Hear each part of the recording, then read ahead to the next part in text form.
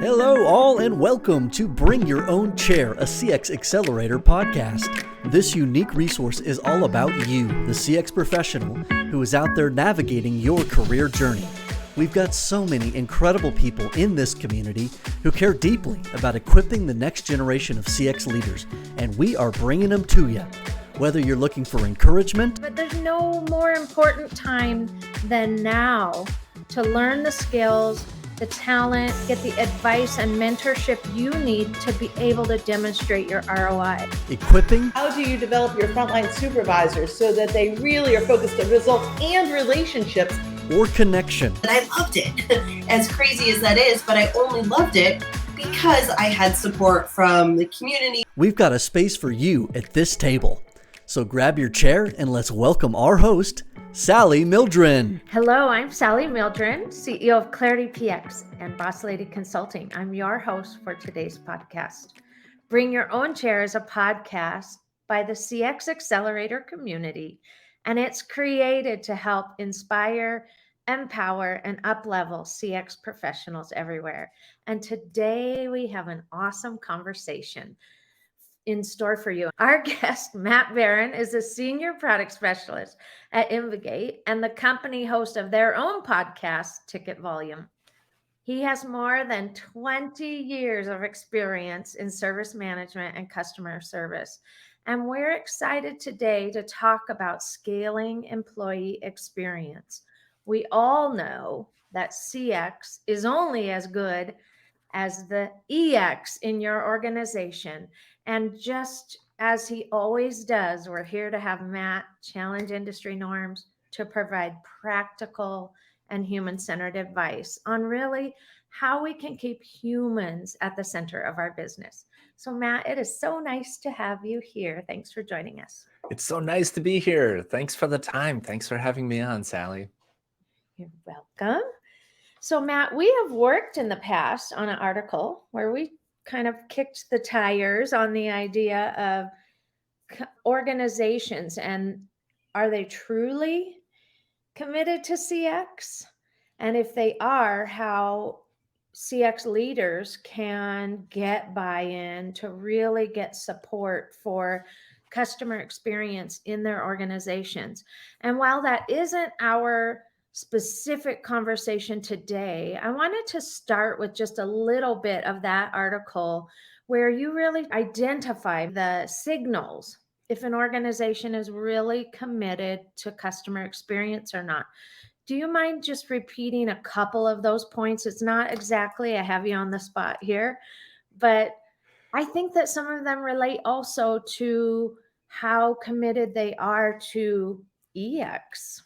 100%. Yeah. Yes. When you started asking the question and talking about that article, my brain was connecting the dots immediately because it's almost the same. You can tell if your company is actually invested in an initiative by not only the literal money, like someone is signing the checks, but they're hiring people in the right roles. You hear the same stories in the hallways. You see the results in your colleagues. It's the elements that show you whether it's a good culture or not. And it can be difficult without experience to understand what that is. If you're new to an organization or new to just working in general, that's really where it is tough because you don't have a lot of places to bounce your ideas off of or something to compare it to. But it's really going to be whether you're being heard, whether you're being listened to. How many times do you have a one-on-one with your manager? And when you're having that one-on-one, how many times are they asking you questions about your life? And we did it when we got on today, and probably every time when we meet, Sally, how are you doing? How is your sister? How is your family? And that sort of connection cannot be manufactured. It can't be replaced by an AI. It really is a human to human connection to understand people. That's so good. And, last week I read a new study by McKinsey, a new article that was talking about the kind of leadership that is really required for the future of thriving businesses.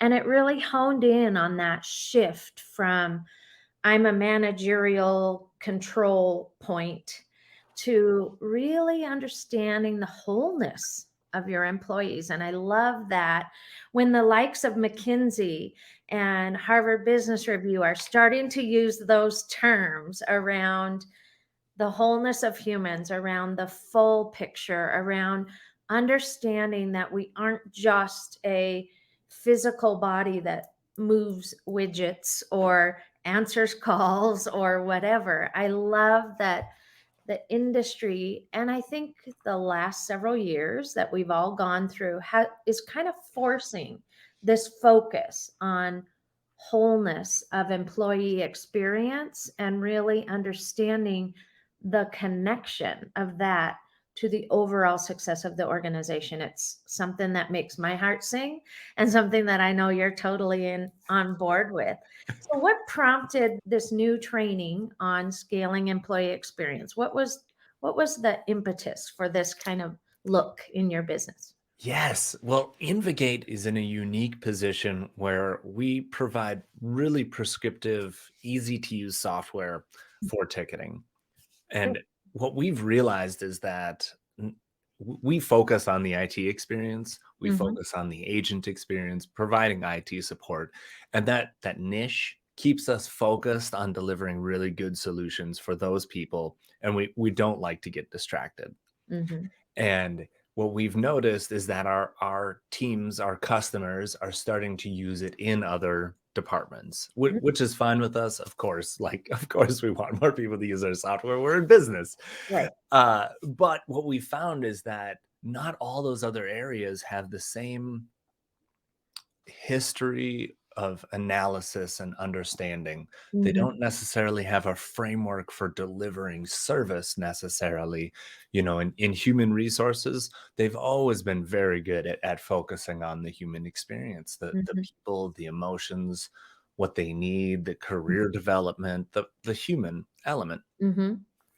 But what they've missed out on in that is they've created these awesome personal relationships. And I had the same thing with my HR leaders in my past, where I knew Brent because he focused on the IT department and he was our HR person. But what they're not used to doing is scaling that. And Mm-hmm. IT is very used to that scaling up, service delivery. We need 10,000 laptops, you know. Mm-hmm. How do you do that at scale? And how do you, knowing that those laptops are going Mm-hmm. to fail, how do you then support that? And Right. so what we did is there is this concept that's been around since like the mid 90s called enterprise service management. Mm-hmm. And what it really is meant to do is to take the concepts that IT has learned over the decades Mm-hmm. of scaling and apply that to the other shared service functions within an organization. Because Interesting. it's totally fascinating. Mm-hmm. Because if you think about it, an employee, they don't necessarily separate what HR is giving them versus what IT is giving them.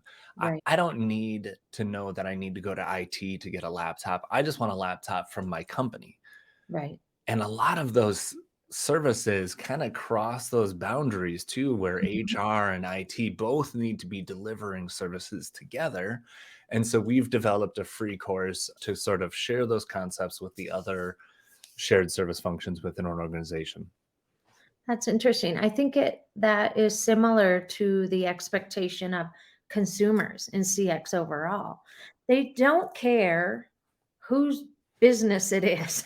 They just want this problem solved or this need met, and they want it to be easy. And so I think it's a really interesting shift because we certainly have worked in organizations, big and small, that everybody has their own little silo that they operate in. And so, this interesting idea of an infrastructure that helps them collaborate across the organization is really important. And I think it's also predictive of the way organizations need to operate in the future. I've seen recently, I was reading a study about CX and patient experience because we help focus on healthcare, as well. But they were predicting that by 2030, the organizations that will be most successful are those that are able to make that shift from that kind of siloed problem solving to the collaborative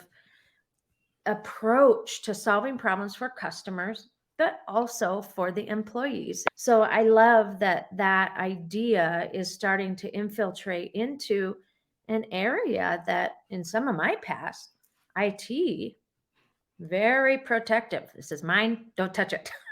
Mine, don't touch it. We don't want marketing's input.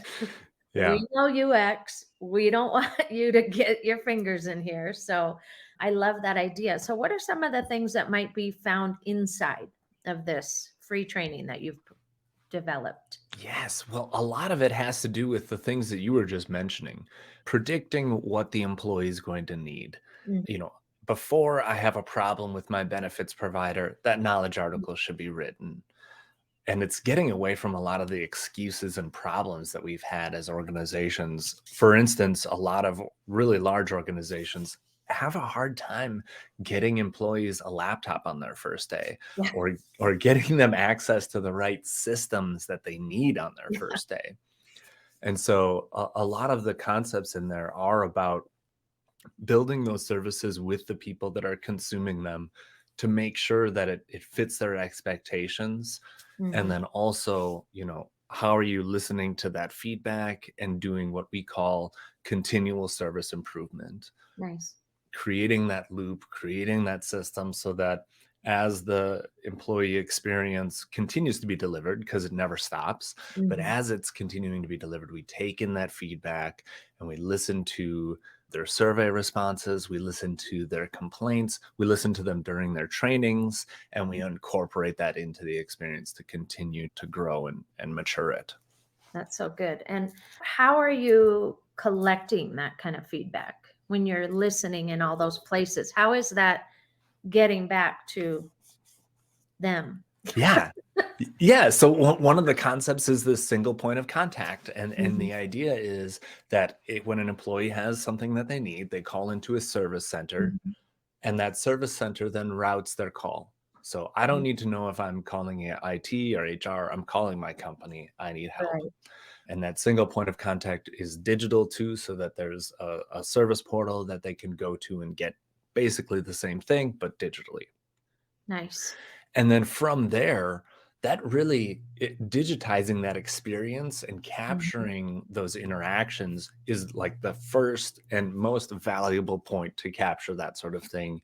Cool. Because in a ticket, and you see this in call centers all the time, we've got tons of information. What did they say specifically? What words did they use? What language did they use? What was the tone of their voice? Mhm. And the same thing goes for typed responses. How fast are they responding to our text messages, or chat, or Mhm. chat bot?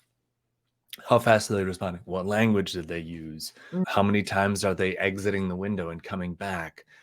All those things are things that we can leverage to improve experiences.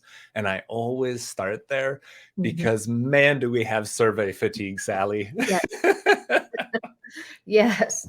Yes, yes. I was at a conference recently, by a big kind of research infrastructure company, and they were saying that they are hoping for a future where there are no more surveys because we already have access, to your point, of so much rich data that is not being utilized.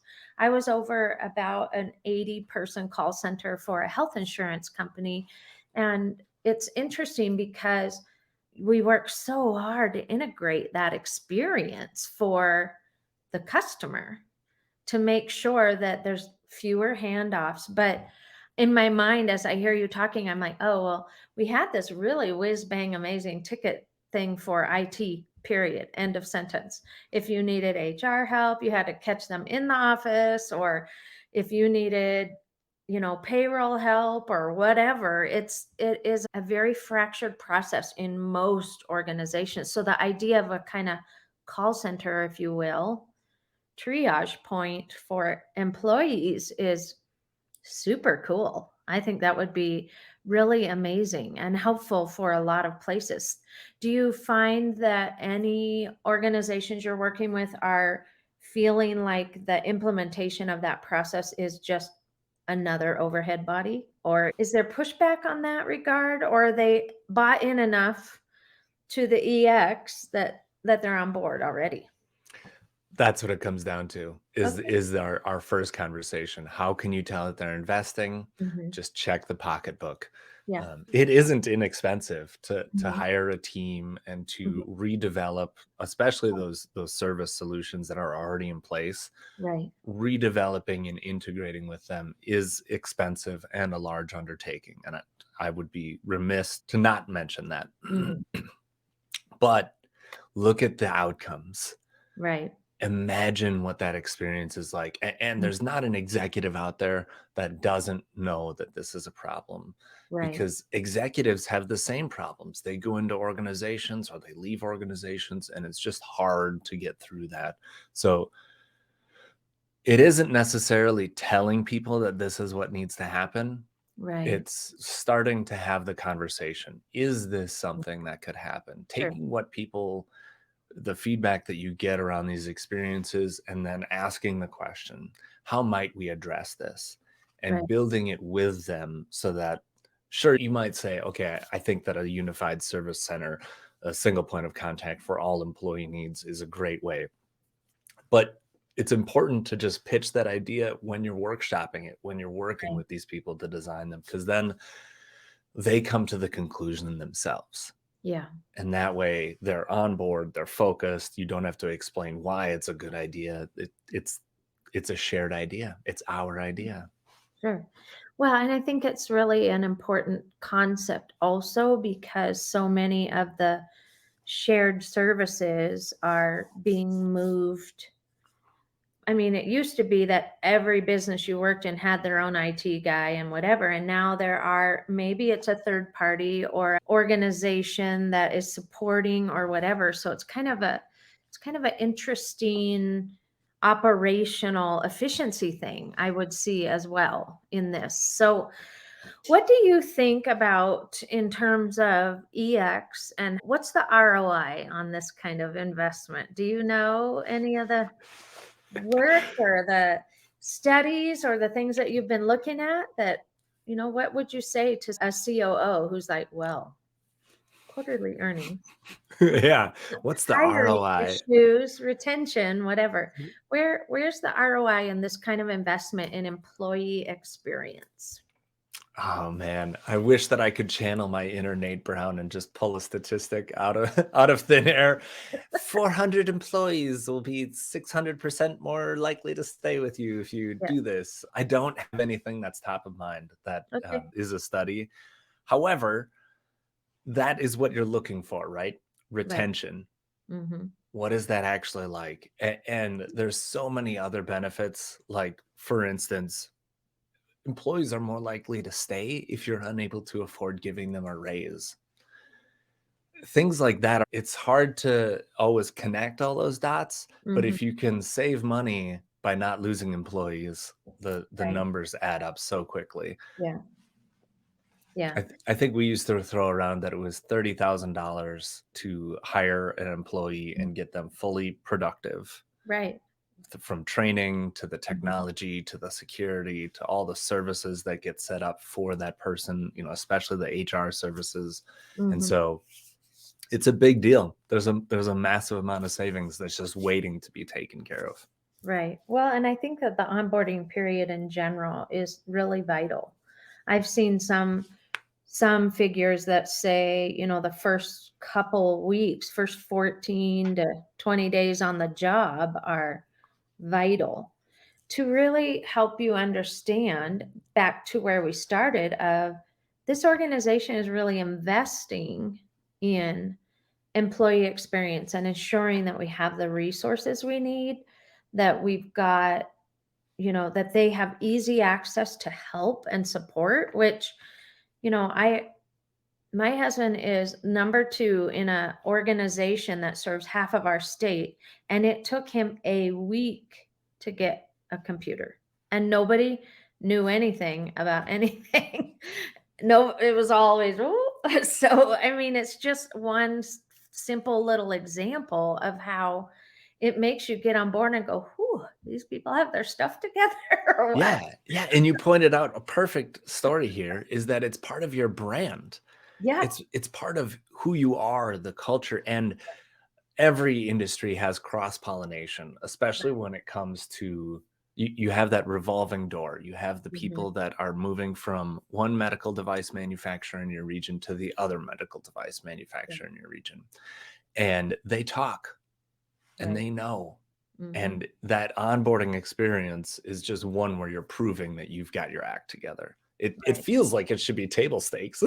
Right. Right. Well, it's not, it doesn't seem like it should have to be reinvented every time someone new starts. Exactly. It should, I mean, maybe if you're improving it, but it feels like it shouldn't be such a chaotic process. So that's awesome. Well, Yeah. going away from the employee experience thing, one of the things that I love about Matt Beran is his emphasis and heart for humans in the business process. And I know that having run a call center and really evaluating service design to customers themselves. I love the approach that you always come back to when in all our conversations, you always come back to, but what's good for the humans. And I love the experience that you've had in your career to really inform service design, to inform customer service and responses to people. What are some of the things in CX or in your work that you're seeing now that you're kind of just musing about? It's a very vague question, and I'm putting you on the spot, but I feel like there's such constant change in our world of CX and EX too. But what are you seeing or hearing, or what's the subtle drumbeat you're listening to here? Man, there's so many things right now because I'm lucky. I thank my stars that this is something that I get to think about and work on Mhm. every Yeah, day.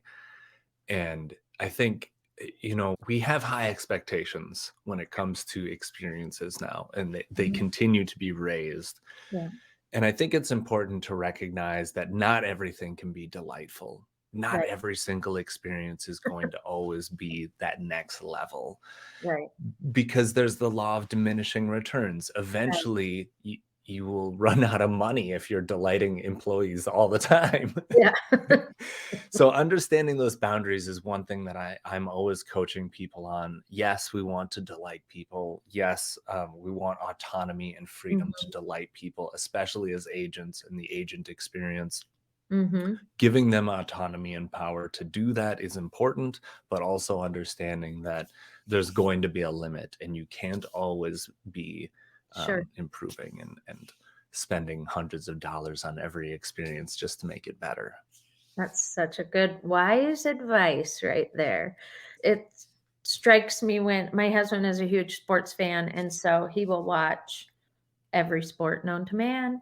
And it always is funny to me when a coach gets fired like 4 games in because they aren't the winner every single time. And I look at those things and think, only one team can win every time. And yet, if they aren't the national champion every year, they get fired. And so I think that it's very wise counsel to be able to say, we can't get a home run on every single hit. If we get 3 out of 10 hits, that's amazing performance in baseball. But how do you coach people then, or how do you in your work identify what are the priorities? We have another episode where we're talking about moments that matter. So how do you identify where are the ones that you really want to focus on delighting in, and what are some of the things that maybe would indicate we want to be good at this, but we don't have to be amazing at this? Yes, great question. I love this one. And I'm going to give the same advice I always give. Yeah. Go back to the people. And it starts with the people that are delivering the Mhm. experiences. Sure. what are they embarrassed about? Oh, that's a good What question. services are they not proud of? Because they probably have ideas Mhm. and opportunities just laying in their lap, ready to be explored. And those are really big because it's going to improve their experience and keep Mhm. them happy, delivering more of them. And it's going to help with their attrition too. They're not going to leave because their experience is getting better. So that's usually where I start. And then the next place that I usually start after that is identifying those moments that matter. What are the times that really matter to employees? And when it comes to EX, it's usually around their objectives, their goals. What are they rewarded on? Are you enabling them to achieve that reward as fast as possible, as much as possible? How are you maximizing them? And so in the IT space, full disclosure, we're a bunch of nerds. Not a lot of us got into this industry to be with people. A lot of us, we're systems people. We love Right. technology. And so for me, it's always thinking about that voice of the customer program, Mhm. getting the people out of building situations that make those social interactions more comfortable for us nerds. And getting them out to do field visits, watch Sally in accounting move all of her Excel files into Oracle. Okay, Mhm. what does that look like? Can Mhm. you make that better for her? Sure. Those details are really, they're tough to scale, but when you start doing it and you start Mhm. having everyone focused on employee experience, then you start to see the results. That's so good. One of the things that I've been noticing in business in general is that I don't think enough organizations are focusing in on the power of the people manager, of the middle management. The executives know what needs to happen and they might sign the check, but I feel like there's this dearth of training, of intentional development of the humans that are managing humans. And that sometimes in that process, when we've worked on EX solutions in previous work, but also certainly with our clients now, we're really focusing in on how do we create a scalable solution that's got enough structure to it for the people who might be uncomfortable. You know, the folks in accounting maybe would lead it differently than the leader in marketing or whatever by nature of personality. But I also feel like that area for EX is also really important because we found pockets of resistance in that layer because either the information didn't trickle down Mhm. or they had unmet needs that they would swirl on with their team. And so what's your thought about that whole concept of that people management and really being intentional? What can we do differently in our organizations to help them? I am lucky enough to have had the experience of researching employee experience with managers, and you can quickly tell where organizations are missing the ball.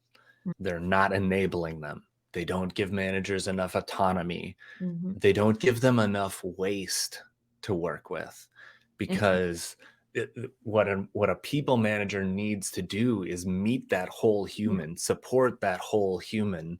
And if you don't have the autonomy to say, stay home today, Mm-hmm. take what you need today, if you don't have the resources and autonomy to do that, Mm-hmm. that's baseline. That is table stakes. If you Yeah. don't have that, you have failed your managers. Mm-hmm. Point blank, bar none, done. And another thing that organizations mistakenly do is they promote to people management positions based off of technical merit. Yeah. So I'm Oh, great. true. I'm a great finance person. Okay, your next career move should be in finance, not in people management Right. necessarily.